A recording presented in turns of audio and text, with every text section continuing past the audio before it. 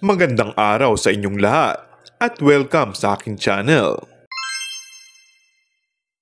Hindi makapaniwala si Kim Chu sa sunod-sunod na pangyayari sa kanyang career bago nagtapos ang month of June. Ayon sa kanyang Instagram page, had a blast. Still can't believe almost 3 consecutive days of flying in and out and performing here and there. At hindi pa doon nagtatapos ang paglalagalag ng Chinita Princess dahil ngayong June 24 ay nasa Wata Wata San Juan Festival ang TV host actress.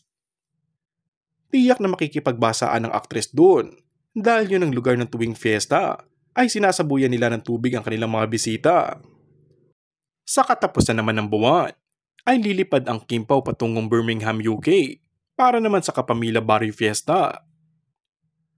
Sa bagong posted nga niyang mga photo, ang akala ay solo lang siya sa lahat ng mga pics, pero pagdating sa huli, naroroon ang cute posing ng Kim Pao. Komento nga ng netizens, nagulat naman ako Kimi sa panglas na pic, gusto ko yan. Tanong tuloy ng isang commenter, bakit mo naman tinatago si Pao Kimi? Talagang sa huli mo pa nilagay.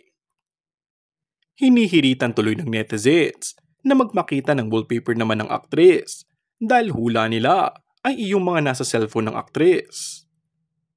Kamakailan nga kasi ay iniharap ni Paolo sa camera ang kanyang cellphone para ipangalandakan na larawan ni Kim ang nasa wallpaper niya. At habang ibinababa ni Paolo ang kanyang cellphone, saka naman pumasok sa frame si Kim at dumikit sa aktor.